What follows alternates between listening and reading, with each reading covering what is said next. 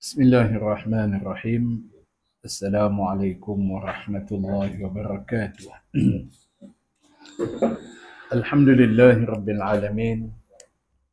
Wassalatu wassalamu al-atammani al-akmalani al-adwamani al-mutalazimani ala sayyidina Muhammad al-fatihi lima ughliqa wal khatimi lima sabaq nasiril haqqi bil haqqi wal hadi ila siratikal mustaqim وعلى آله وأصحابه حق قدره ومقداره العظيم أما بعد. Alhamdulillah, syukur kepada Allah Subhanahu wa taala kerana pada hari ini dapat sama-sama kita bertemu bagi meneruskan bacaan kitab kita. Dan insya-Allah tuan-tuan, puan-puan, muslimin muslimat yang dirahmati Allah Subhanahu wa taala sekalian, kita menggunakan kitab Idaman Penuntut, kitab Jawi pada muka surat 60. Kitab Jawi muka surat 60, iaitu pada tajuk ataupun pada perkara membaca doa iftitah lepas takbiratul ihram. Kalau kitab Rumi muka surat berapa? Ada tanda tak? Rumi 29.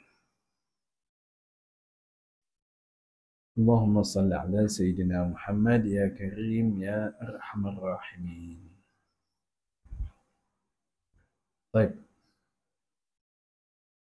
Qala al-muallif rahimahullahu ta'ala wa nafa'na bi'ulumihi fid darain amin. Qala, ini perkara-perkara sunat yang boleh kita sunat hai'ah yang ada dalam solat, iaitu yang kedua ataupun membaca doa iftitah lepas takbiratul ihram. Doa iftitahnya Allahu akbar kabira walhamdulillahi katsira wa subhanallahi bukratan wa asila.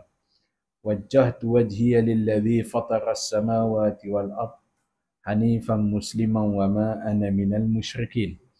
Inna salati wa nusuki wa mahyaya wa mamati lillahi rabbil alamin.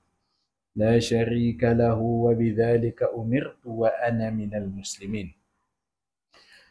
Tuan, ada orang tanya, doa iftitah ni dia main daripada siapa? Adakah main daripada Nabi ataupun datang daripada para ulama? Sebenarnya doa iftitah ni juga datang daripada baginda Nabi sallallahu alaihi wasallam, yang dibaca oleh baginda Nabi sallallahu alaihi wasallam. Jadi kalau kita nak baca boleh, tak baca pun tak apa, benda ni sunat. Sebab apa ulama menentukan benda ni sunat? Kadang-kadang dibaca, kadang-kadang tidak dibaca. Itu yang perkara yang menunjukkan kata sunat. Contoh lagi, perkara yang menunjukkan kata sunat seperti mana wirid selepas pada sembahyang. Wirid lepas pada sembahyang ni satu hari apabila Nabi selalunya berwirid. Nabi habis-habis salat, Nabi akan duduk untuk membaca wirid, untuk berzikir selepas pada sembahyang. Tapi satu hari itu apabila habis selesai bagi salam, Assalamualaikum warahmatullahi wabarakatuh, Assalamualaikum warahmatullahi wabarakatuh, Nabi terus bangun balik rumah. Jadi bila Nabi terus bangun balik rumah, Nabi masuk. Nabi masuk balik dan Nabi berwirid selepas pada itu. Okey, sahabat. Tapi sahabat tak tanya Nabi. Itu yang kata perbuatan Nabi itu menjadi satu amalan dan juga menjadi satu, orang kata apa, kalau kita kata kayu ukur kepada Allah Islam. Tapi Nabi ceritakan, sebab Nabi tengok muka sahabat heran. Bila Nabi tengok muka sahabat dalam keadaan heran, maka Nabi cerita, aku ni tadi terfikir bahawasanya di rumah aku tu ada duit zakat. Ada lagi fiddah yang belum lagi diagihkan daripada zakat. Jadi aku bersegera untuk mengagihkannya selepas pada sembahyang ni, terus diagihkan zakat tersebut kepada orang. Aku tak mau tunggu. Jadi di situ sahabat faham dan ulama faham bahawasanya zakat itu wajib, wirid itu sunat. Yang tu kata mendahulukan ataupun mempercepatkan benda yang wajib berbanding dengan benda yang sunat. Jadi kalau kita pula tuan-tuan, kalau kita rasa aku nak baca doa iftitah ke tak nak baca? Nak baca, kamu ada pahala, walakal jaza. Kamu dapat pahala. Kalau tak mau baca pun tak apa, tak ada masalah. Sebab tu benda tu dihukumkan kata sunat tu berdasarkan perbuatan Nabi. Ada kalanya dengar di mulut Nabi, Nabi membaca. Ada kalanya tidak didengari. Jadi itulah keadaan-keadaan yang buatkan satu hukum itu ditetapkan oleh para sahabat sebagai satu benda yang sunat. Tapi kalau kita nak wajibkan, boleh ke tak? Kita nak wajibkan kepada diri kita satu benda sunat, kita nak wajibkan, boleh tak? Dalam sembahyang, jimat, boleh? Tak boleh? Benda tu sunat tapi kita nak wajibkan, boleh tak? Oh ya ke? Kalau kita nak sunat benda wajib, boleh tak boleh juga?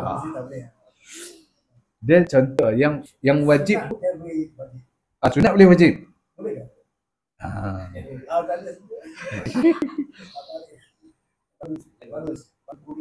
Baru kuliah sana. Oh sama? Aduh mah. Tapi jawapan dia benda wajib. Boleh ke tak? Kalau kita benda wajib kita sunat, boleh tak? Tak boleh. Kalau benda sunat kita wajibkan? Benda sunat kita wajibkan. Sendiri ya, sendiri. Boleh? Contohnya macam puasa hari Senin lah. Kita wajibkan diri kita. Isteri kami saya sudah lama. 30 tahun. Boleh Benda sunat kita boleh wajibkan. Boleh wajibkan. Contohnya Allahu Akbar kabiran kita wajibkan. Boleh? Kitab tak ada tulis saja tapi ilmu ada bagi tahu. Jadi jangan benda wajib kita sunatkan. Benda wajib kita sunatkan tak boleh. Contohnya Fatihah. Fatihah ni sunatnya. Batal sembahyang. Wajib-wajib. Tapi kalau benda yang sunat kita wajibkan, itu boleh. Contohnya, aku kena baca doa iftitah ni, Allahu Akbar kabira alhamdulillah. Tapi tengok keadaan. Yang tu kata ilmu. Ilmu ni tengok keadaan. Tiba-tiba kita masbuk, Allahu Akbar, kita dalam keadaan dah lambat dah. Imam baca wal asri. Kita masuk wal asri. Kita kena wajib baca Fatihah berbanding dengan kita baca yang sunat tadi. Itu yang dikatakan. Benda sunat boleh diwajibkan tapi tengok keadaan. Alamak. Aduh. Sama. Baik. Macam juga puasa. Kita puasa hari Senin, Khamis kita wajibkan. Tiba-tiba hari itu hari raya. Macam mana nak puasa ke tak? Tak boleh puasa. Tiba-tiba hari itu ada kenduri, tak boleh puasa. Jadi itu benda yang sunat. Kalau kita wajibkan, dia ada time dia sahaja. Baik. Allahu Akbar kabira. Allah Tuhan yang maha besar. Kabira, sebesar-besarnya Allah Subhanahu Wa Taala. Apa yang dimaksudkan dengan besarnya Allah? Apa beza azim dengan kabir? Azim dengan kabir. Sebab apa dalam bab ni dia kena pakai kabir. Dia tidak boleh pakai azim. Contoh kita nak angkat takbir, Allahu A'zam. Tak boleh. Tak sah. Tapi dia kena Allahu Akbar. Sedangkan azim ni the greatest. Great. Jadi akbar pun great juga, besar juga. Apa beza kabir dengan azim? Maka di sinilah perbahasan ulama menceritakan bahawasanya akbar ini adalah satu lafaz yang tertentu kepada Allah Subhanahu Wa Taala yang menunjukkan kata agung dan besarnya Allah Taala yang tertentu. Manakala azim ini luas, umum. Azim ini umum. Umum ni maksudnya akbar itu duduk dalam azim. Kalau kita kata Sungai Buloh. Kuang ni Sungai Buloh ke tak? Kuang duduk Sungai Buloh lah. Rawang lah. Kita kata Rawang. Rawang tu besar. Kuang tu spesifik. Jadi nak cerita kata, kalau azim tu Rawang. Akbar itu Kuang. Itu cerita dah. Jadi bila mereka sebut Allahu Akbar, itu lebih spesifik. Lebih tertentu kepada Allah Subhanahu Wa Taala daripada sudut kebesarannya. Ya? Ya, sebesar-besar. Akbar tu sebesar, akbar kabira. Walhamdulillah kathira. Sebab tu dalam bab zikir, sebab apa tak sebut Allahu Azam, Allahu Azim, Allahu Azim? Tak. Okay, yang kita tengok Astaghfirullah Al-Azim. Sebab apa tak Astaghfirullahul Kabir? Sebab Azim ni lagi luas dia punya jajahan dia, lagi besar lagi. Ta'zim. Sebab tu dalam bab dosa, sebab apa kita kata azim? Tapi dalam bab ubudiyah, penyembahan, kita kata akbar. Dalam bab dosa, astaghfirullahal azim. Dalam bab dosa yang besar. Maksudnya, dosa kita lagi banyak daripada penyembahan. Dosa kita ni macam-macam jenis dosa. Yang tu dia kata astaghfirullahal azim. Muhit, meliputi segala-galanya. Tapi dalam bab ubudiyah, dalam bab penyembahan, Allahu Akbar. Itu bezanya lah. Sebab tu kalau kita semua, oh Masya Allah, rupanya bila kita sebut Allahu Akbar ni lebih spesifik kepada satu-satu perkara. Azim, dia lebih besar lagi. Dia merangkumi bukan saja ibadat, bukan saja ni, bukan saja apa. Kadang-kadang kehidupan kita pun ada dosa, percakapan kita pun ada dosa. Tapi bila mana Allahu Akbar, dia dah tumpu pada satu benda. Allahu Akbar. Walhamdulillahi kathira. Wa subhanallahi bukratan wa asila. Ali saya tak mau cerita lah, cerita cukup satu kataan cukup cerita. Kan? Tak ambil makna, kan? Nak bagi jadi feel lagi. Nanti ke depan ni kita cerita bab alhamdulillah lah. Cerita macam tu. Alhamdulillah kathira. Sebab apa? Alhamdulillah tu letakkan kathir, banyak. Wa subhanallahi, dan maha suci Allah Subhanahu wa taala, mensucikan Allah, bukratan wa asila. Bukrah maksudnya pagi, asil petang. Kalau di Mesir kalau kena bukrah tu di Mesir ni ada istilah dia, tapi tak kita kongsilah. Lahzah tu mungkin 2 jam 3 jam, lahzah 2 jam 3 jam. Bukrah tu maksudnya esok, boleh jadi seminggu. Itu bisa. Bukrah, tinggi bukrah, mai bukrah, mai esok boleh jadi seminggu. Kalau kata lahzah tu maksudnya apa? Sat dia saja pun 2 jam 3 jam. Silat-silat sampai ke petang. Tu dia lahzah sat itu. Kalau kata bukrah esok tu rasa seminggu saja. Itu jenis riba. Baik. Bukratan wa asila. Bukrah pagi, enten. Dia kita ni pada tubuhan kita ni kena cerita agak sikit. Pada tubuh badan kita ni dia ada kekuatannya pada cahaya al-bukur, cahaya pagi. Buah ni cahaya pagi. Cahaya pagi, tuan-tuan dan rahmati Allah. Kalau orang yang selalu mendapat cahaya pagi ni, dia kekuatan stamina dia sampai ke malam. Sampai ke asil. Sampai asil waktu petang. Daripada asil pula dia dapat cahaya sampai ke malam. Yang tu sebab tu dia ada cahaya bukrah dengan cahaya asil. Dua-dua tu ada perbezaannya. Perbezaan tu nanti kita cerita. Lagi tak habis kitab kita.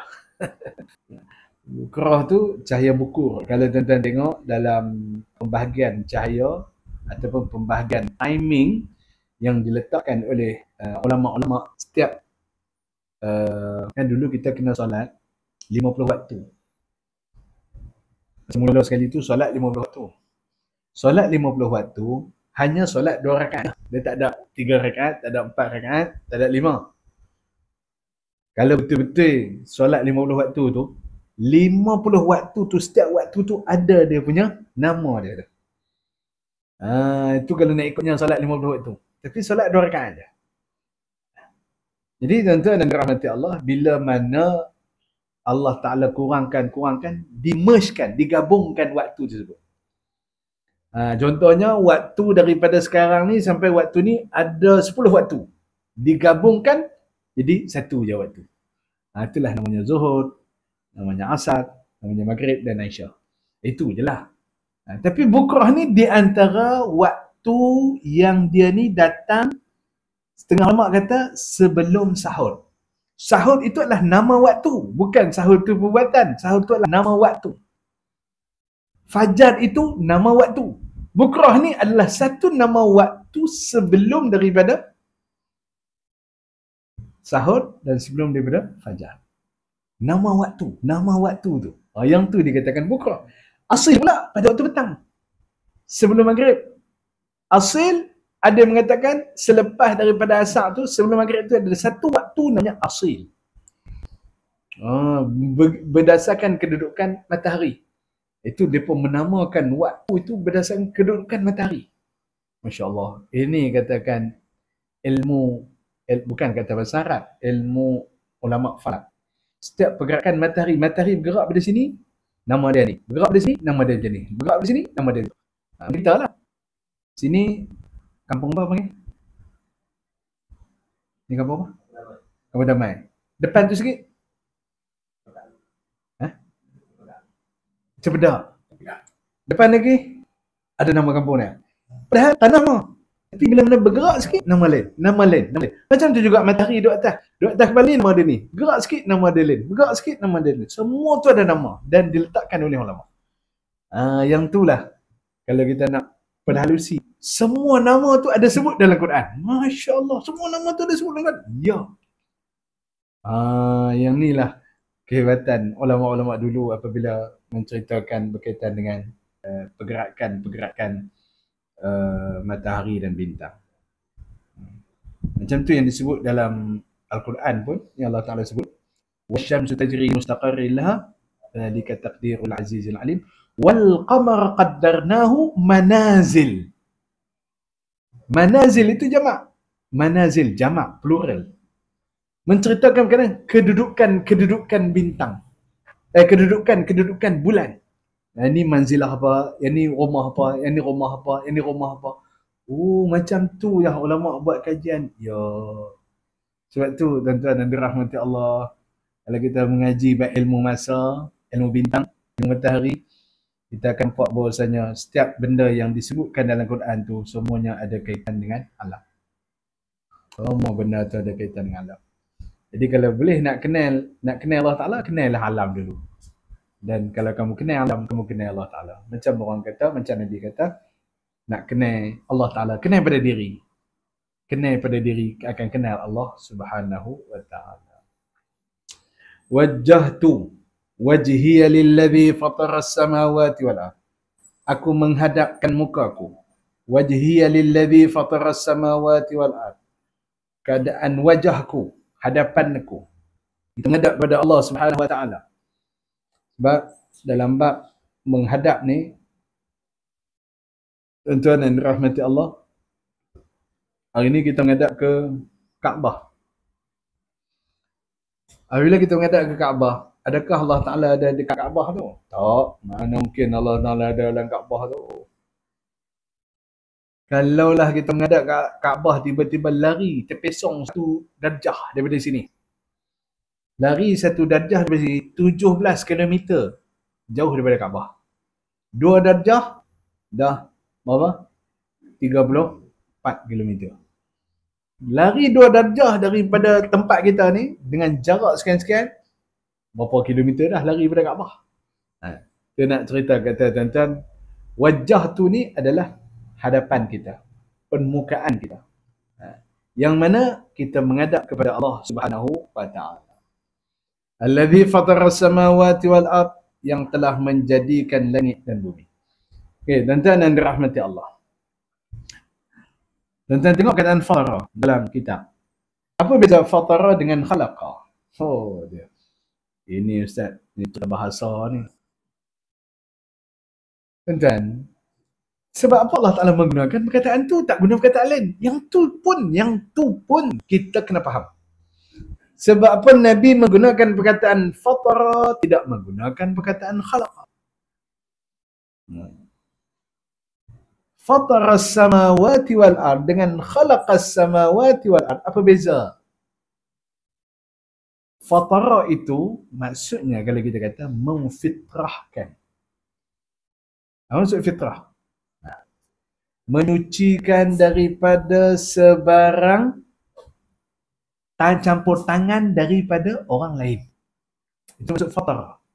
Kalau khalaqa Allah Subhanahu wa taala akan menggunakan perkataan nahnu, kami yang menciptakan. Mesti ada campur tangan pada orang lain.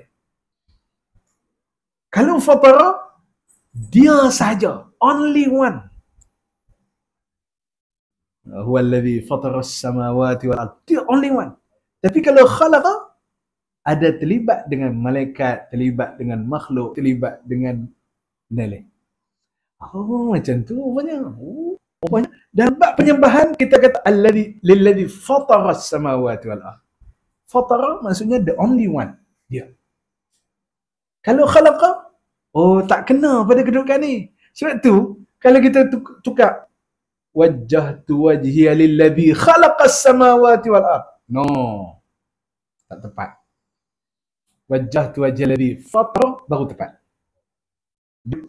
Ini yang dikatakan kehalusan kesenian bahasa. Kehalusan dan kesenian bahasa. Tak sama dengan khalaqa. Saya pun baru tahu, rupanya dalam bahasa Jawa pun dia ada Jawa kasar, dia ada Jawa halus. Ustaz Harun bercakap Jawa halus, Jawa kasar, boleh? Sikit-sikit. Oh, saya pun heran. Saya pun nak faham juga Jawa halus. Bila mana kita dengar, oh perkataan, contoh. Ngeh tu Jawa halus. Oh, maksudnya, halus tu. Sebab dengan percakapan dia, dengan tengok dia, jadi halus. Kalau kasar mana? Yok. Tu nampak kasar. Oh, banyak betul. Daripada sudut nak keluarkan suara tu, lenggah tu nampak Masya Allah halusnya. Kalau yok tu nampak sikit. Keras. Keras. Oh, macam tu lah keadaannya. Macam kita, bahasa kita, hang aku. Oh, nampak kasar. Saya, awak, nampak lembut. Kalau beta petik, oh lagi dia punya. Keadaan dia, oh beta patik, oh ni. Jadi lagi dia punya level itulah, macam tu lah kan maksudnya. Macam tu juga. Monggo. Menggu. Oh. Okey, kalau kita sebut monggo tu, kita kuatkan suara, adakah dia jadi halus ataupun jadi kasar? Monggo jadi. Oh, bahasa tu. Maksudnya kena dengan nada juga. Oh, monggo. Oh, maksudnya memang betul halus tu. Maksudnya kalau monggo kita kuatkan suara dengan nada, dia tak jadi. Betul. Dia tak jadi halus, dia kasar.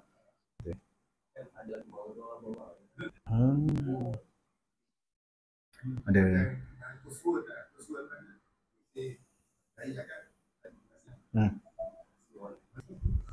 Betul lah. Oh, itu kena belajar Jawa. Nada akan jadi lembut dan dia akan jadi lebih beradab.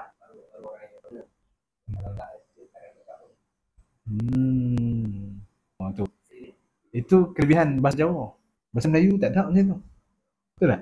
Bahasa Melayu dia sekali. Adakah ada juga yang bahasa lembut dengan bahasa halus, bahasa Melayu? Mungkin tak ada dia lah. Tapi bahasa Arab memang ada. Dia punya ni, pemilihan kata dia tu lah. Tapi tak banyak orang bahasa Arab. Dia sebab bahasa Arab ni dia lebih pada orang kata apa, tujuan perkataan tersebut. Masya-Allah. Fatara as-samawati wal ard hanifan musliman.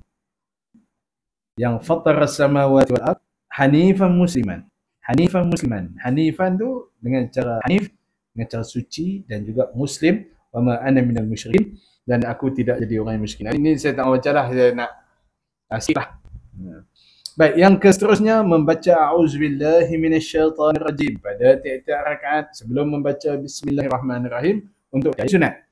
Sunat baca a'udzubillahi minasyaitonirrajim. Ada orang tanya, boleh tak kita tukar daripada a'u kepada na'u? Na'udzubillah. Kena kami. Boleh kata kalau nak diikutnya, kalau istilah pada sudut ulama mengatakan apa yang dilakukan oleh Nabi iaitu a'u lebih afdal digunakan na'u berbanding dengan na'u. Walaupun na'u menunjukkan kata ramai, tapi lebih baik digunakan na'u. Tapi kalau pakai salah ke tak? Tak salah. Kalau pakai na'udzubillahi minasyaitonir tak salah. Sebab maksudnya ramai, tak salah. A'udzubillahi minasyaitonirrajim. Pada tiap-tiap rakaat saya baca Bismillahirrahmanirrahim untuk Fatihah. Yang seterusnya alif ba ta sa A B C D.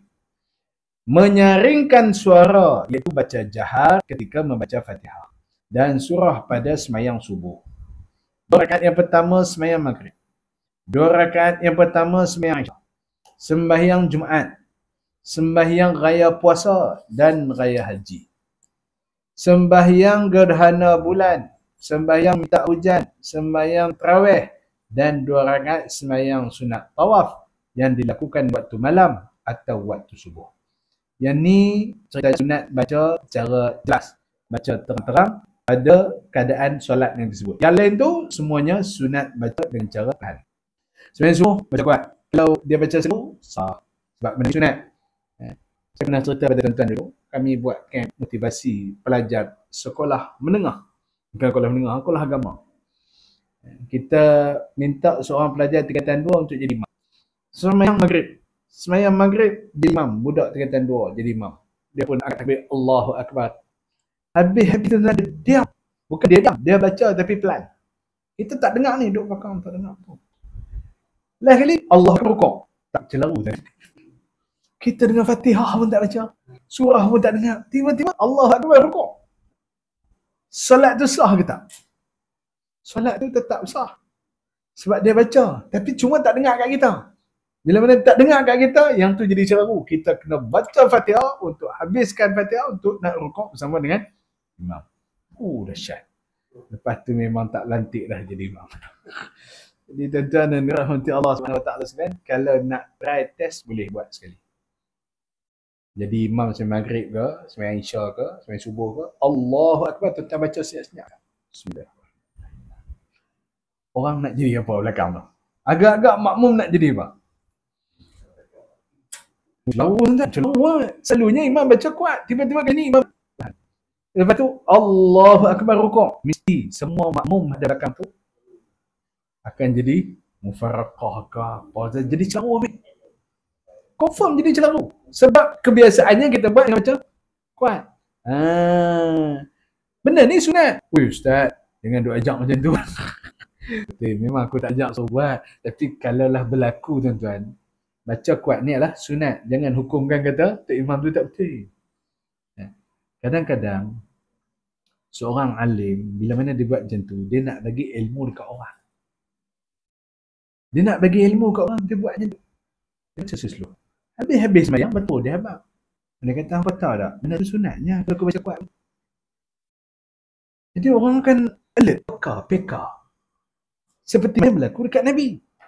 Bukan berlaku dekat Nabi, maksudnya Allah Ta'ala lupakan Nabi. Semayang zuhur, Nabi patutnya buat 4. Tapi Nabi buat 2. Habis-habis semayang, Nabi habis sandak di tiang. Bila Nabi SAW datang sahabat tanya, Aqasran, adakah kita ni semayang pasal ataupun kamu terlupa?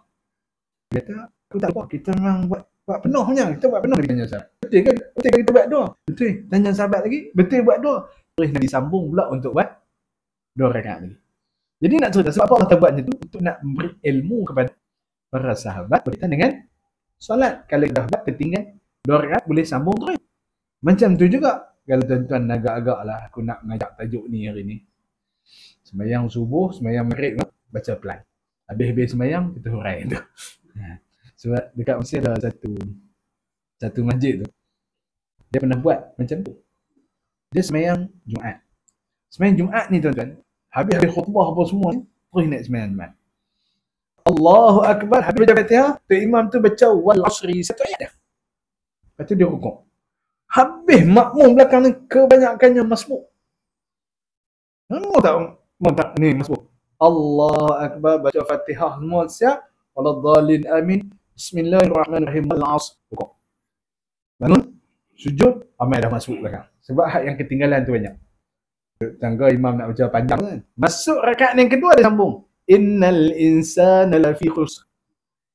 Manusia tu berada dalam kerugian. Tengok berapa ramai yang rugi duduk belakang, yang tak dapat rakaat pertama dengan imam. Habis-habis tu khutbah kedua. Dia buh pula. Lepas tu tengok. Dengan sebab masa saja kamu semua dah dapat masbuk. Oh, rupanya kalau dengar khutbah tu janganlah duduk kat kedai lagi. Mainlah cepat-cepat mai tunggu dalam masjid, kan. Yang ni imam dah angkat takbir barulah nak pergi ambil wuduk dan sebagainya. Mula kena belajar tu. 2 jam pula sama khutbah. Cerita dia macam tu. Jadi kadang-kadang itulah kalau orang alim buat dia boleh bagi tahu. Tapi kalau orang jahil buat orang kata bodoh. Itulah cerita dia. Jadi tuan-tuan kalau boleh ada peluang tu silakan. Tapi kalau tak ada kekuatan jangan buat. Nanti orang kecam dalam Facebook, naya tuan-tuan. Orang viral dalam TikTok, lagi naya. Baik, Jim. Membaca dengan suara perlahan sir di tempat yang lain daripada yang tersebut pada ta, iaitu pada dal tadi. Kalau kita baca cara pelan, pada selain daripada semayang tu. Tapi kalau kita baca kuat pada semayang yang disebutkan ni seperti Zuhur, Asar, Maghrib, rakaat yang ketiga, 2 rakaat yang akhir bagi semayang Isya, semayang gerhana matahari. Gerhana matahari itu siang. Dan semayang-semayang lain yang sunat baca pelan kita baca kuat. Agak-agak tuan-tuan mesti tak? Contoh, kita semayang Zuhur, 2 rakaat semua tu baca kuat. Agak-agak orang pelik tak? Orang kata dia ni main mana Pak Lebai ni. Baru turun pada bulan. Baru turun pada bulan ke main semayang jadi imam macam kuat main Zuhur. Allah. Hari tu Tok Imam tu bukan apa. Hari tu mendung. Hujan pun gelap-gelap. Dia duduk ingat maghrib. Kata pun Isya. Angkat kat takbir tengok-tengok tu. Dia dalam gelap-gelap. Itulah kuat. Kan? Contoh mana nak beritahu. Boleh. Tak ada masalah. Tak batal pun. Cuma benda tu tidak sunat. Sembahyang sunat yang kita baca cepat. Contohnya solat hajat. Sebab apa solat hajat dibaca dengan cara perlahan? Solat duha kalau dibuat jemaah nak baca kuat kan baca pelan. Itu di antara soalan-soalan yang kita kena tanya. Kita buat yang mulai. Sembahyang tasbih, sembahyang tahajud, sembahyang apa lagi? Kita nak baca kuat kan nak baca pelan? Tu kaedah tu nak ambil yang mana? Sunat kita. Tetapi segala sembahyang sunat mutlak yang diperbuat waktu malam sunat dibaca secara sederhana antara kuat dan perlahan. Kalau sunat tu sunat mutlak, buat waktu malam, sunat baca di antara kuat dan juga perlahan. Maksudnya tak terlampau kuat, tak terlampau perlahan. Tapi kalau solat sunat itu dibuat pada waktu siang, maka sunatnya dibaca perlahan. Sebab siang sunat baca perlahan, malam sunat baca kuat. Di Selangor, penggunaan mikrofon di luar kawasan, penggunaan besar suara di luar hanya pada waktu azan dan iqamat saja. Waktu semayang tak boleh. Kita setuju. Bila mana keluar fatwa ke keluar daripada arahan, tapi ada beberapa masjid yang dibolehkan untuk dibaca di luar. Seperti mana masjid negeri, Masjid Sultan Salahuddin. Yang tu waktu semayang pun boleh baca luar. Begitu juga waktu khutbah. Semua dalam premis sahaja. Yalah, kalau tengok pada hukum Islam pun, tengok pada hukum agama kita pun, ni benda ni sunatnya bukan wajib pun. Sunat. Kalau malam baca kuat, kalau siang baca perlahan. Jadi maksudnya kalau perlahan orang tak dengar, tak apa. Jadi maksudnya benda tu walaupun kita apa ni Ustaz, Syiah tak ada lah semua, tak. Terpulang kepada pemerintah nak letak macam mana. Dalam bab penggunaan tu terpulang pada pemerintah untuk menentukan. Tapi kalau kita kata kawasan ni semua orang jenis suka baca derah-derah, tak apa, pakailah. Kan? Boleh minta excuse? Boleh. Kan? Sebab dalam undang-undang pun dia ada kecuali beberapa masjid yang boleh dikuatkan pendengarannya. Itu pun terpulang. Sebenarnya tuan-tuan, macam tu juga kalau kita nak berlawanan. Siang kita nak baca kuat, malam nak baca perlahan. Tapi orang kata pelik lah dia ni. Kan? Lawan orang. Dia sebenarnya tak lawan hukum pun. Cuma kalau kita tahu tujuan dan sebagainya, maka kita akan buat ikut tujuan dan juga matlamat. Seperti mana sembahyang raya? Sembahyang raya mana ada orang baca pelan-pelan, semua orang baca kuat. Macam tu keadaan dia. Baik. Yang seterusnya, menyebut amin lepas habis baca Fatihah bagi diri sendiri dan menyebut amin berserta dengan amin yang disebut oleh imam kalau kita berjemaah. Kalau kita baca Fatihah seorang-seorang, kita sunat sebut amin. Waladdallin. Amin. Sunat. Tapi kalau tak baca pun tak apa, tak ada masalah, tak berdosa. Tapi kalau kita berjemaah, kita sunat bersama dengan imam. Tapi Ustaz, saya ni kalau imam tu waladdallin amin, saya kalau saya tak baca Fatihah nanti tak akan boleh habis Fatihah saya sebelum imam rukuk. Contohlah, imam tu memang baca cepat ataupun surah yang nak dibaca lepas pada tu pun surah yang pendek. Jadi pada saat itu tuan-tuan dan rahmat boleh dah. Imam baca Fatihah, kita pun baca juga. Yang afdalnya kita dengar Fatihah imam, tapi kita tak dengar. Kita baca sendiri. Jadi bila mana imam amin, kita tak sempat habis lagi. Adakah kita kena berhenti amin sekali ataupun kita boleh teruskan bacaan kita tanpa mengaminkan amin imam? Tuan-tuan, mengaminkan amin imam itu sunat. Dan sunat itu adalah sunat yang dituntut. Kalaulah kita habis dah sempurna bacaan ataupun kita ayat tu kita boleh putuskan. Kita boleh waqaf. Iyyaka na'budu wa iyyaka nasta'in. Berarti imam pun amin. Kita boleh sebut amin. Kemudian baru kita sambung balik dengan bacaan kita. Boleh buat macam tu. Boleh. Kita memberhentikan bacaan kita kerana kita mengaminkan bersama dengan amin imam. Itu lagi afdal berbanding kita meneruskan bacaan. Tapi kalau kita rasa, lagi kalau aku berhenti iyyaka na'budu wa iyyaka nasta'in, nak kena ulang balik alhamdulillahirabbil alamin. Lupa ayat tu. Lepas pada tu lupa. Iyyaka na'budu wa iyyaka nasta'in. Nak baca apa? Lupa. Ihdinas siratal tu lupa. Nak kena ulang balik alhamdulillahirabbil alamin, lebih baik kita tidak perlu mengaminkan. Teruslah baca bacaan tersebut tanpa berhenti untuk mengaminkan amin imam. Allahu Akbar. Yang seterusnya membaca surah atau ayat Quran lepas baca Fatihah. Pada 2 rakaat yang pertama bagi imam atau orang yang sembahyang seorang diri. Dan surah itu hendaklah mengikut susunan yang ada dalam mushaf, jangan ditunggang balikkan. Yang ni sunat, tuan-tuan. Baca surah atau ayat Quran. Yang afdal baca satu surah. Yang afdal dalam solat baca satu surah. Kalaulah dia baca ambil ayat ni, contohlah. Dia ambil wa may yattaqillaha yaj'al lahu makhraja, ayat pertama. Rakaat pertama. Lepas pada tu habis masuk rakaat kedua, dia baca lau anzalna hadzal qur'ana ala jabalin la ra'aitahu khashi'a. Baca surah lain pula. Dahlah baca ayat tu pendek-pendek, ayat tu sikit, ayat ni ambil satu ayat. Lepas tu pula tak kira rakaat kedua baca pula ayat daripada surah lain. Boleh ke tak? Boleh, tapi makruh. Paling afdal habiskan satu surah dalam satu rakaat. Paling afdal. Habiskan satu surah dalam satu rakaat. Kalau dia start baca Baqarah, tunggulah tuan-tuan, jam bawah. Ustaz, kalau sejadah bagi dua, sejadah bagi dua. Hari Jumaat, Allah. Kalau sekarang ni subuh bolehlah habiskan lisan. Kalau subuh masuk lambat dengan nak pergi kerja lagi, baca sejadah pula. Dia kata jam Ustaz. Okey, apa nak ni? Jadi kalaulah sejadah nak bagi dua, boleh, tak ada masalah.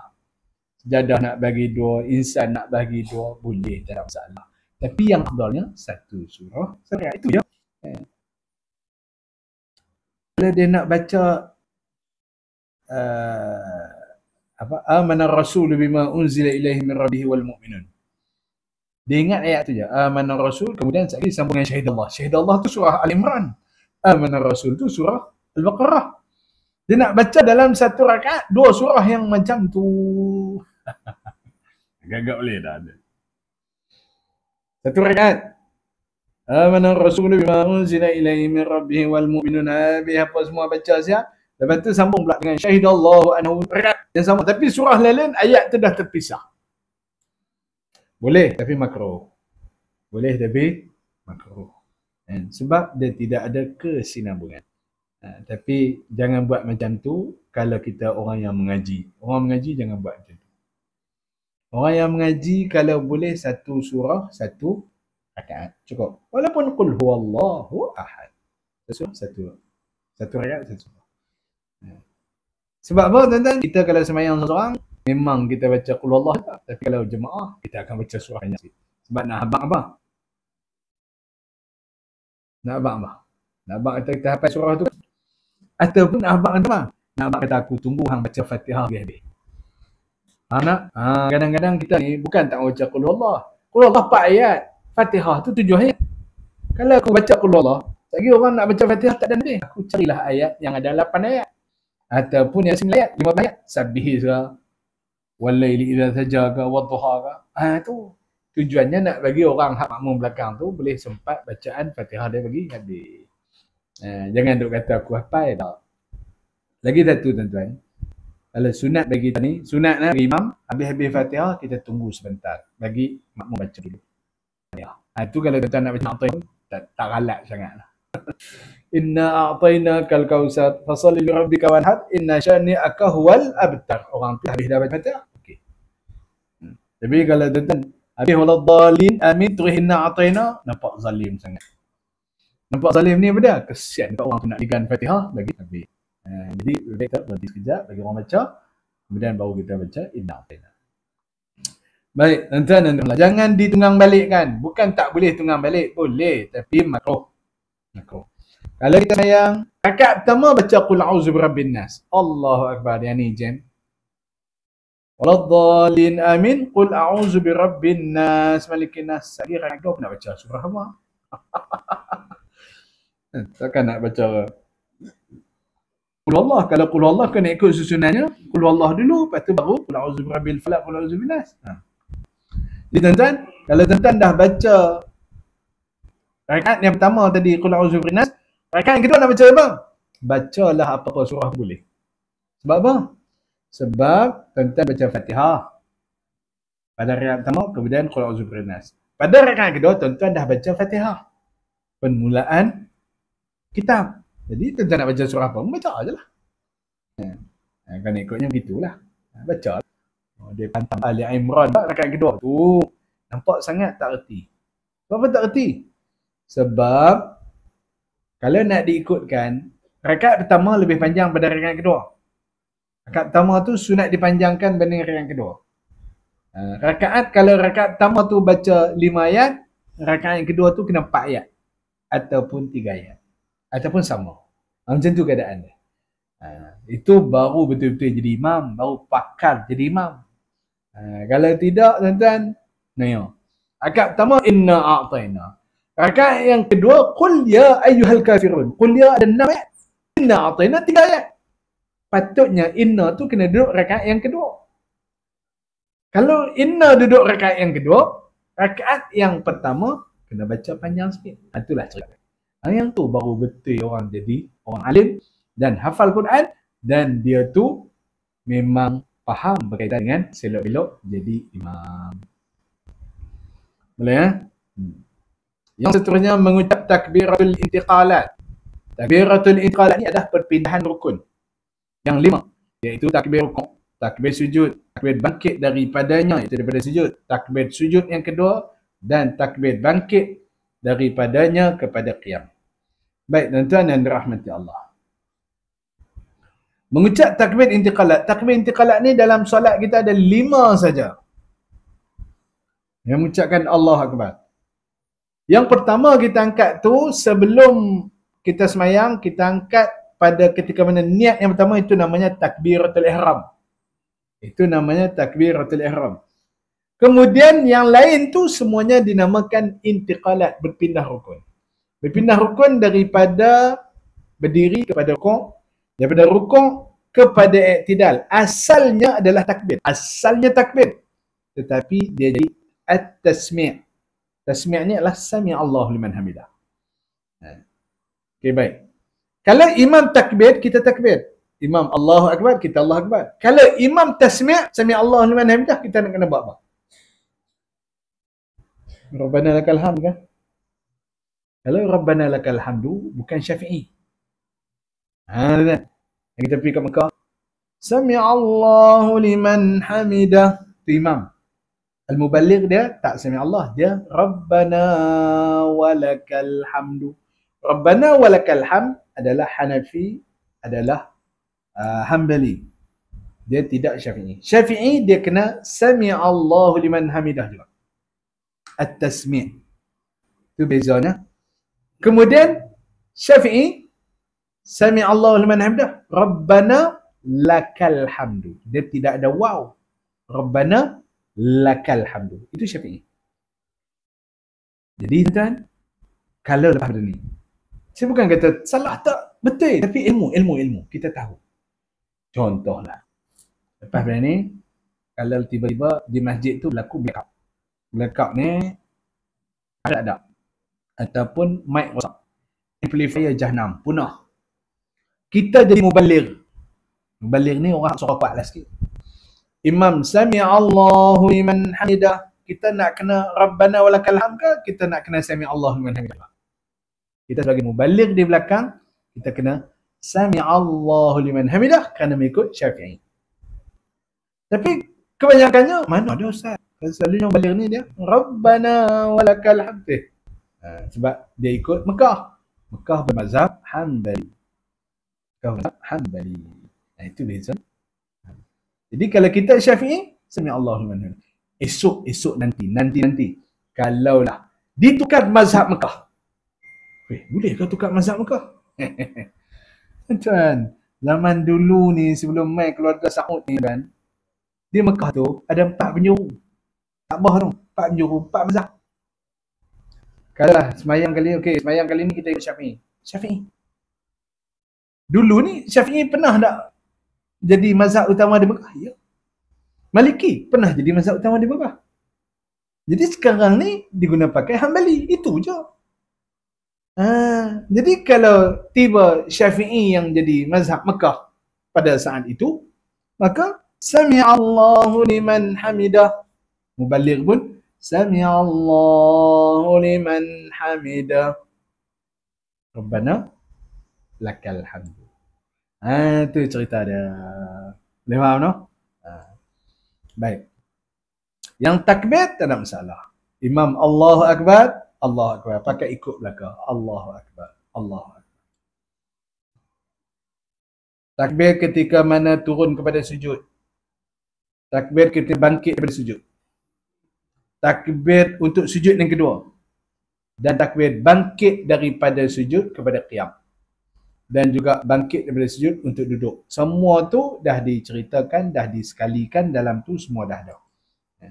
Untuk bangkit kepada duduk, bangkit kepada qiyam, untuk bangkit daripada rukuk namanya at-tasmi'. Baik. Yang dal, mengangkat kedua tangan macam masa takbir. Ni angkat tangan. Tadi ucap takbir je. Ni angkat tangan. Angkat tangan ni sunat pada bila? Apabila hendak rukuk. Apabila nak rukuk, sunat angkat tangan. Allahu Akbar, rukuk. Kemudian apabila bangkit kepada i'tidal, sami Allahu liman hamidah, angkat. Kemudian serentak dengan angkat kepala dan tak kala bangkit kepada qiyam daripada tasyahud awal. Daripada tahiyat awal bangkit, sunat angkat takbir. Daripada sujud tak sunat. Daripada sujud tak sunat. Nak turun sujud, sunat angkat ke tak? Turun sujud tak sunat. Turun sujud tak sunat. Daripada atas kepada sujud tak sunat. Daripada sujud nak naik ke atas pun tak sunat. Yang sunatnya kepada rukuk, bangkit daripada rukuk. Rukuk sunat. Ingat yang tu. Ingat kata rukuk sunat. Turun pun sunat, bangkit pun sunat. Tapi kalau daripada bawah, hanya ketika mana duduk saja. Daripada duduk, bangkit, sunat. Tapi kalau daripada sujud, tak sunat. Maksud daripada sujud ni, nak turun ke sujud, nak bangkit daripada sujud, semuanya tak sunat angkat takbir. Habis Ustaz, saya tengok ramai je orang buat. Tuan-tuan nak hukum bah? Batal ke? Tak tahu. Batal ke jahil? Kalau kata batal, takut Allah Ta'ala tak terima. Kalau kata jahil, Allah Ta'ala terima lagi. Kita harap kata jahil sudahlah. Jangan kata batal, tak batal. Cuma dia tu tak tahu, itu saja. Yang tu, kalau kita kata Jawa halus itu. Ya.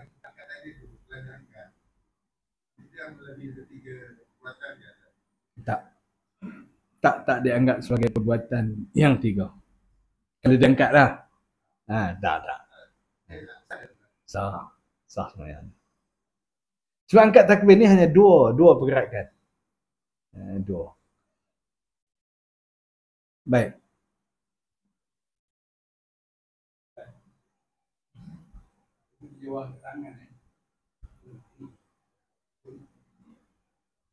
Bagus.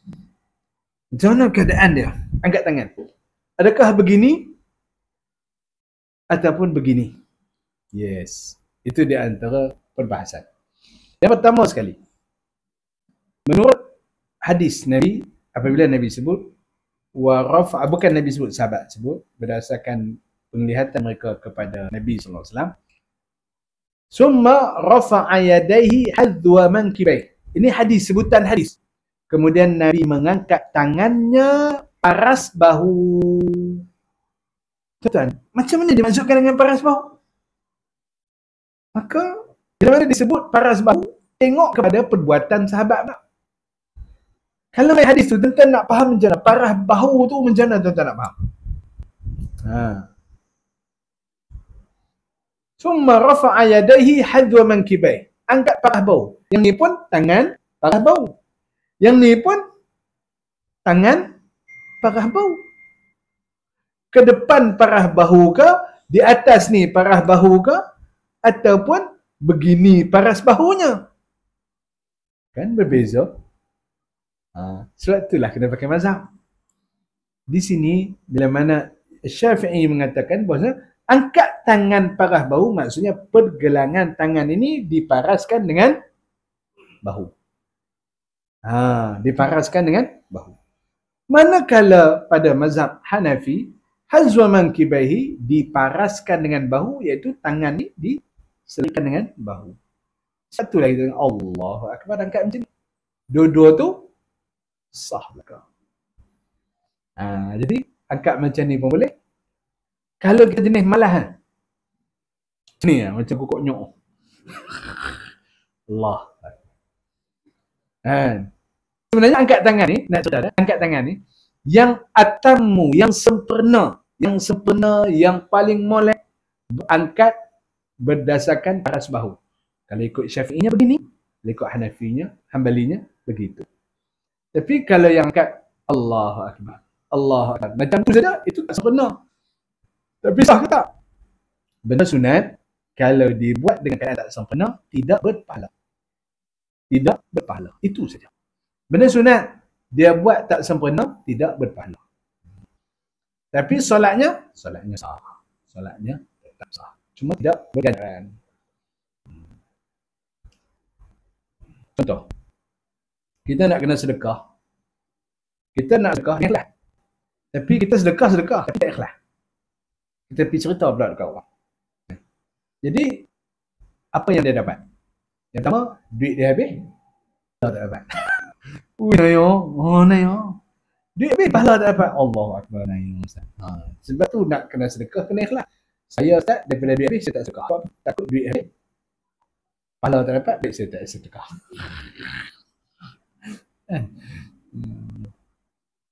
Itu pun boleh juga. Allahumma salli ala sayyidina Muhammad ya karim. Yang seterusnya membaca sami Allahu liman hamidah.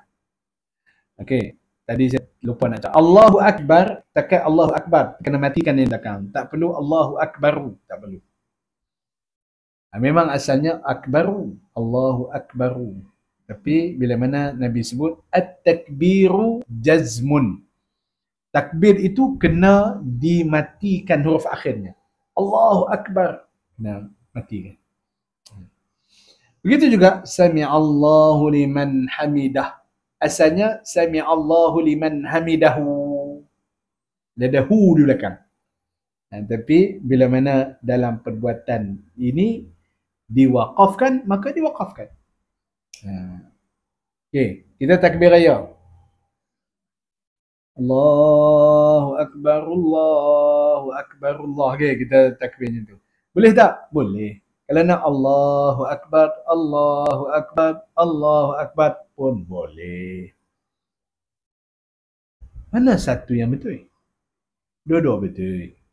Cuma kalau nak semangat, dijazamkan dia. Maksudnya, dimatikan. Allahu Akbar. Tapi kalau ikut kaedahnya, kena dibaca dengan dhammah. Allahu Akbar, Allahu Akbar, Allahu Akbar. Itu boleh. Tapi kalau nak azan, Ustaz boleh tak? Allahu Akbar, Allahu Akbar. Allahu Akbar, Allahu Akbar. Kalau dalam bab azan, maka sunatnya kita jazamkan dia. Tapi kalau nak, kita nak ikut kaedah nak pulang kita. Tapi afdalnya dijazamkan, dimatikan. Allahu Akbar, Allahu Akbar. Kena betul. Baik, kita nak baca sampai habis sebelum kita masuk kepada tajuk yang baru.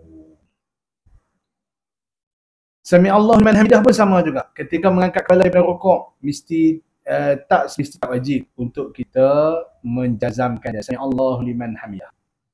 Dan baca Rabbana lakal hamdu. Tengok dalam itu disebut Rabbana lakal hamdu. Ini Syafi'i. Rabbana lakal hamdu adalah Syafi'i. Rabbana walakal hamdu adalah Hanafi. Dan juga Hanbali. Apabila sudah berdiri betul.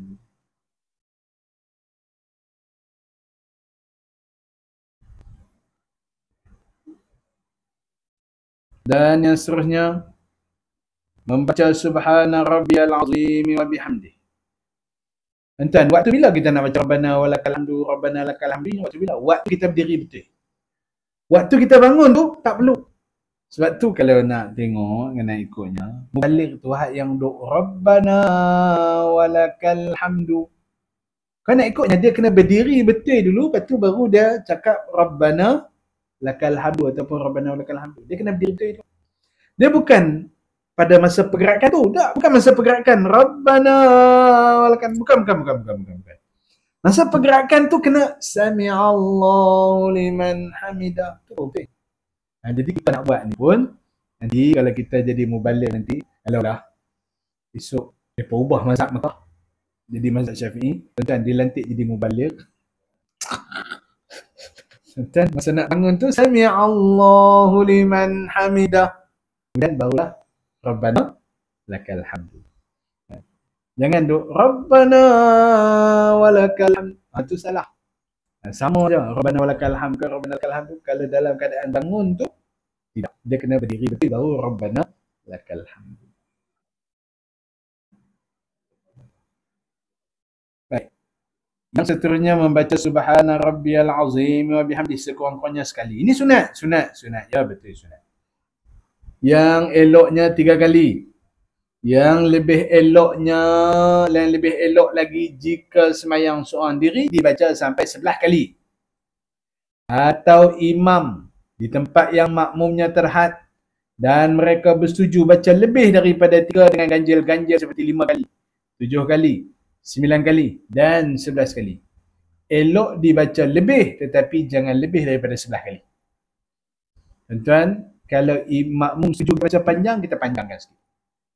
Berapa? Ganjil. 5, 7, 9, 11. Kalau kita sembahyang seorang diri, baca 11 tak apa. Selalunya sembahyang seorang diri, 1 pun tak ada. Masalah kita. Selalunya sembahyang seorang diri, alamak, 1 je lah Ustaz. Tak, eloknya 11. Biar panjang sikit. Kalau berjemaah, paling kurang 3. Sebab nak bagi orang belakang pun sempat baca. Yang ni sampai orang belakang pun tak ada baca. Dia kata, Ustaz, kami semayang ada tu. Ustaz juga. Tak tahu ngaji mana. Ustaz juga. Allahu Akbar. Mengah kami. Nak kena ikut dia tu. Dua rakaat pertama, okey. Sebab apa? Dia baca tu punya lengok lah. Dua rakaat pertama tu kita boleh ikut lah. Masuk rakaat tiga tu kita kena ligan dia pula. Ustaz tegur sikit. Dia kita juga tegur. Tegur sikit. Janganlah cepat sangat. Rakaat 3 4 tu. Rakaat 1 2 nampak cantik dah. Rakaat 3 4 tu. Oh, tu kata tu. Tapi kalau kita reti, kita faham, rakaat 2 3 4 tu pun kita akan jadi sama macam rakaat 1 2. Barulah selesa orang sembahyang. Ha? 3 4 laju. Kan? 3 4 tu laju. Itu memang saya duk biasa macam tu. Bukan duk biasa, duk biasa imam yang macam tu. Tapi lepas ni boleh lah beritahu.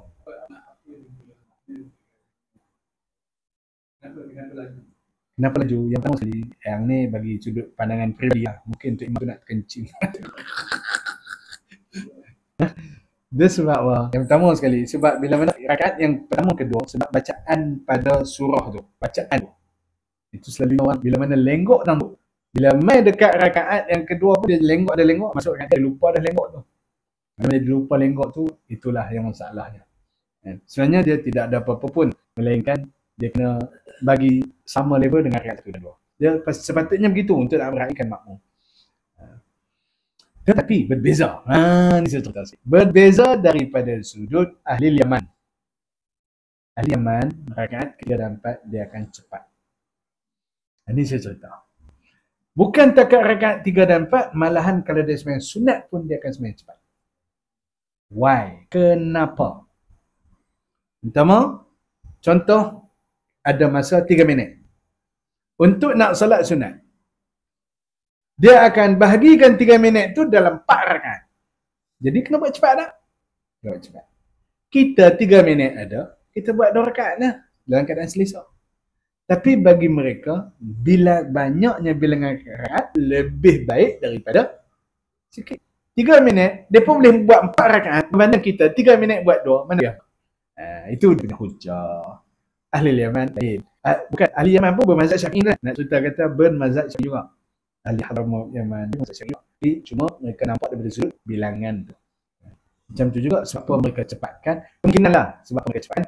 Kemungkinan mereka untuk nak bagi perkara itu tidak jadi lama supaya dicepat-cepatkan. Kalau lambatkan mungkin hilang konsentrasi, hilang banyak khusyuk. Hilang dengan khusyuk. Jadi maklum sajalah, berat dah layan dengan surah yang panjang. Mereka yang kedua dan yang mereka 3 dapat, jadi nak layan ni tak boleh lah cepat-cepat. Itu di antara hujah yang digunakan. No, tuan-tuan? Mungkin dia tak mau nak bagi ada gap di antara waktu tu dengan waktu tu cepat-cepat dengan melakukan pergerakan supaya selesai habis tanpa hilang fokus dalam solat. Itu mungkin hujah-hujah yang digunakan. Boleh faham? Itu saya bagi kemungkinan hujah digunakan oleh para ulama, para asatizah, para orang yang sembahyang dengan cepat.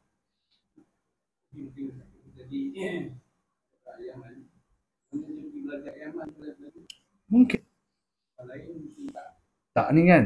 Imam Yaman tu selalunya mungkin dia cepat.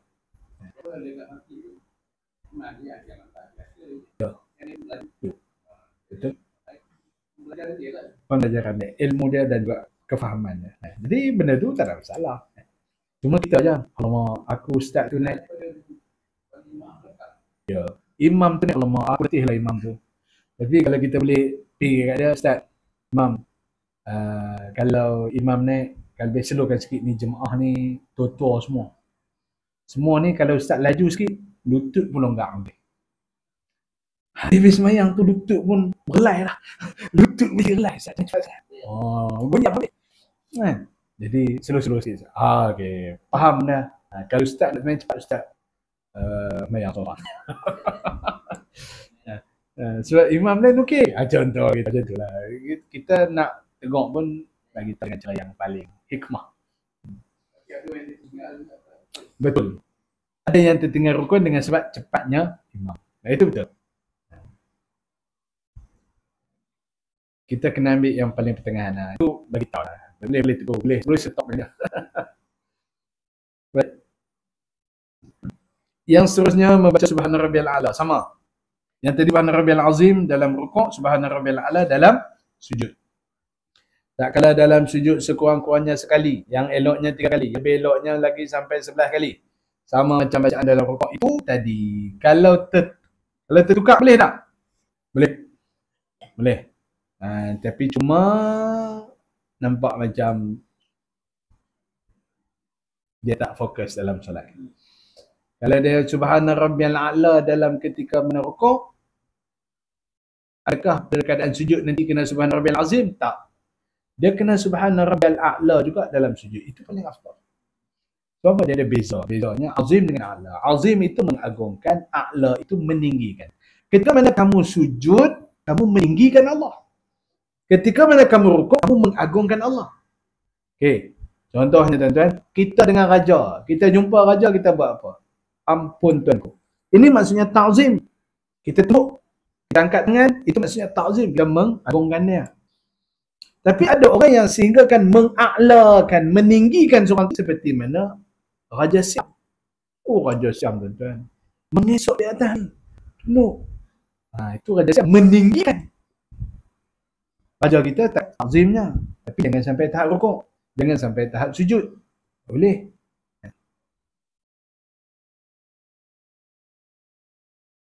Nanti kita takat salam dengan orang cium tangan. Ada tak? Orang cium kaki.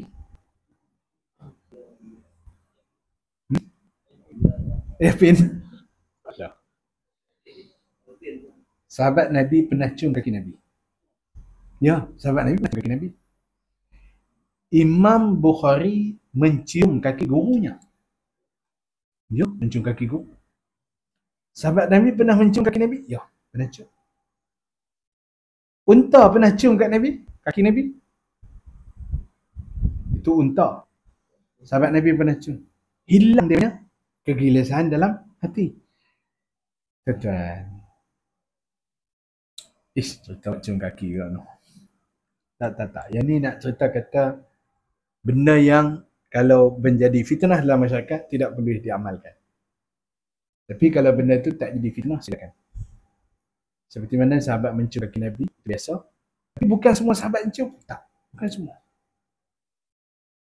Adakah sahabat yang salam cium tangan Nabi? Tak, bukan semua. Adakah sahabat yang mencium dahi Nabi, kepala Nabi? Bukan semua. Maksudnya, bukan semua. Maksudnya, tengok kepada dia punya tahap kecintaan dia kepada baginda Nabi SAW. Itu juga Imam Bukhari mencium kaki gurunya, itu tahap kecintaannya kepadanya. Bukan semua guru cium, bukan. Itu ada. Tapi tuan-tuan, itulah. Kalau kita tengok di sudut penyembahan, subhanallahil a'la, aku sujud ni bukan sujud kepada makhluk, tapi aku meninggikan Allah Ta'ala. Itu sampai tahap. Allahumma salli ala sayyidina. Kita dengan mak kita, cium kaki mak, boleh. Al-jannatu tahta aqdami ummat. Syurga di bawah tapak kaki. Cium kaki boleh. Boleh, tak masalah. Itu nak katakan kedudukan maqam itu. Kedudukan itu, Masya Allah. Orang yang telah dimuliakan Allah, kita memuliakannya. Tapi di saat kita sujud, kita bukan sujud kepada makhluk, kita sujud kepada Allah Ta'ala. Begitu juga kita mentakzimkan orang, kita tunduk kepada orang. Hormat orang, tunduk. Pada saat itu bukan kita tunduk kepada dia, tapi kita sujud ni, kita rukuk itu kita tunduk hanya kepada takzimkan Allah Subhanahu wa Ta'ala. Baik. Yang seterusnya meletakkan dua tapak tangan di atas kedua paha tak kala duduk membaca tasyahud awal dan tasyahud akhir. Disamakan ujung jari dengan kepala lutut. Yang ni di antara caranya lah. Ujung jari sama dengan kepala lutut. Dia kata, Ustaz, kalau letak lebih nanti malaikat potong. Ada orang dia faham macam tu. Letak lebih pada kepala lutut ni, kepala lutut letak lebih ni, lagi nanti di hari kiamat malaikat potong jari. Dah. Sunat je letak atas kepala bagi sama. Jari-jari tangan kiri biarkan lurus dan jari-jari tangan kanan digenggamkan kecuali jari telunjuk. Diluruskan dan diangkat ketika menyebut illallah. Makruh digerak-gerakkan telunjuk itu. Kalau kita gerakkan makruh, itu di sisi mazhab Syafi'i. Tapi kalau di sisi Hanafi dan di sisi Hanbali tak ada masalah kalau kita nak menggerakkannya. Tapi kalau nak gerak tu nak buat bulatan ke?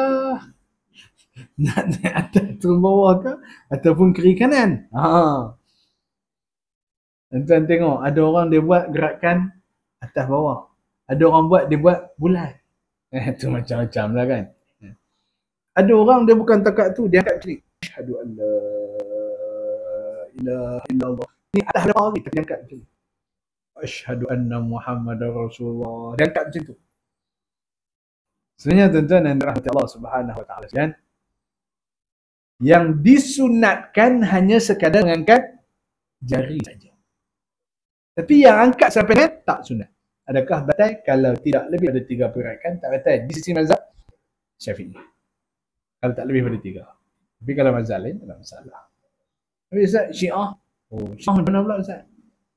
Kita ni kalau semayang tepi kita tu orang pelik kita nak tuduh Syiahnya. Kita tuduh Syiahnya main hempuk tangan. Tepuk tabung. Tepuk tabung. Kita Syiah lah tu. Dan yang pertama sekali, pergerakan tu kalau di sisi Syafi'i kalau lebih pada 3 pergerakan yang besar batal. Tapi kalau selain pada Syafi'i tidak mengapa kecuali benda tu nampak kata di luar pada perbuatan solat maka batal juga. Kalau sudut mazhab lain pun di luar pada perbuatan solat yang nampak bukan daripada solat batal juga. Contohnya melompat-lompat, batal. Mazhab lain semua kata batal, sama. Tapi kalau takat angkat ilaha illallah tak batal. Itulah cerita.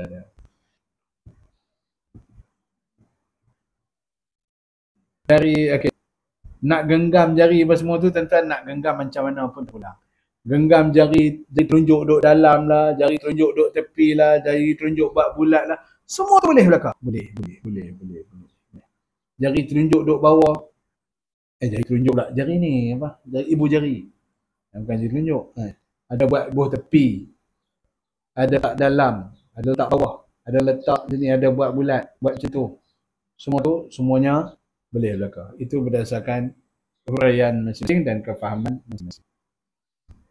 Dan yang sebenarnya membaca doa selepas habis daripada tasyahud akhir, Allahumma ighfir lima qaddamtu wa ma akhartu wa ma asraftu wa ma asraftu wa ma anta ala wa ma asraftu wa ma anta wa ma alantu wa ma asraftu wa ma anta ala bihi minni anta al-muqaddim wa anta al-muakhir la ilaha illa anta subhanaka inni a'udzu bika min adzabil Allahumma inni a'udzu bika min azabil qabr wa min fitnati mahya wal mamat wa min fitnati masiihid dajjal ya muqallibal qulub tsabbit qalbi ala dinika wa ta'atik. Ini adalah sunat belakang.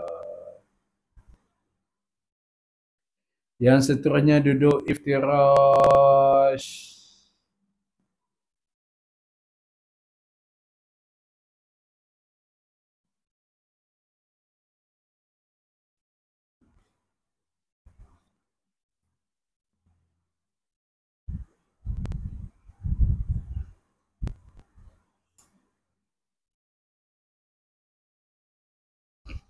Duduk iftirash pada tasyahud awal, pada duduk antara dua sujud dan duduk istirahat dan duduk tawarruk pada tasyahud akhir. Iftirash ni duduk antara duduk. Itu duduk iftirash ni dengan kaki kiri duduk bonggong, kaki kanan dipacakkan. Itu iftirash paling sempurna. Kemudian kalau tawarruk duduk punggung itu di atas lantai, kaki kiri duduk di bawah kaki kanan. Itu maksudnya tawarruk. Duduk lagi satu tarabuk. Tarabuk ni duduk bersila. Itu tarabuk. Duduk tu boleh. Tiga duduk. Semua boleh. Tarabuk ni bagi orang yang sakit. Orang yang tak sakit kena duduk tawarruk ataupun iftirash. Dua-dua tu boleh. Dan sunat juga kalau kita tidak duduk iftirash dengan mengangkat kaki. Apa?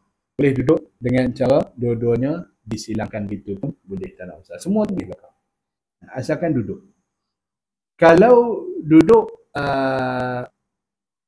yang disebut sebagai tarakuk. Tarakuk ni duduk dengan lutut. Dia pacak lutut. Dia pacak lutut.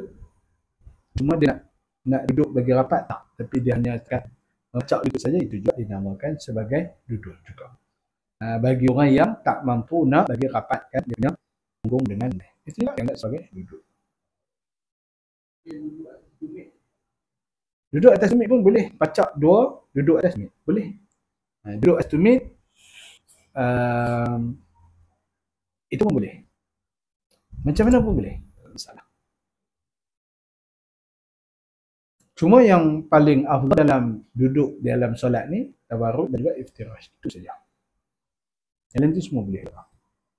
Kalau tawarruknya diangkat kaki kanan, diletakkan kaki kiri di bawah kaki kanan, tapi kalau dia nak silang, dia tak boleh kaki kanan, dia angkat kaki kiri. Nak letak, kemudian disilangkan kaki kanan di bawah kaki kiri. Pun boleh. Tidak afdal. Semua tidak afdal. Duduk dengan tak ada masalah. Cumanya tidak berpahala. Baik. Duduk atas kursi pun boleh. Duduk atas kursi. Tapi dengan ilmu, dengan tahu siapa dia kena duduk atas kursi. Yang terakhir sekali memberi salam yang kedua serta berpaling ke kanan masa memberi salam yang pertama dan berpaling ke kiri pada memberi salam yang kedua. Wallahu subhanahu wa ta'ala. Bagi salam ke kanan, bagi salam ke kiri. Dua-dua tu sunat berpaling. Kalau tak paling, Assalamualaikum warahmatullahi wabarakatuh, Assalamualaikum warahmatullahi wabarakatuh. Tanpa paling. Paling tu adalah sunat. Takut apa? Paling tengok sebelah kawan lain. Gelap sikit pada kita. Allah Akbar. Jadi tak mau paling. Ataupun musuh berada sebelah, tak mau tengok muka musuh. Jadi Assalamualaikum warahmatullahi wabarakatuh tanpa berpaling. Yang wajibnya adalah memberi salam. Berpaling itu adalah sunat sahaja. Wallahu subhanahu wa ta'ala a'lam. Ada soalan?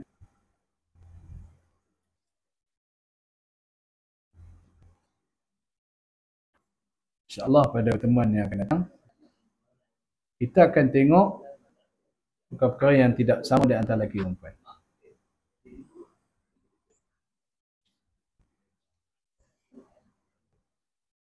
Tahun depan baru kita jumpa pula. Betul kan? Kita lanjut.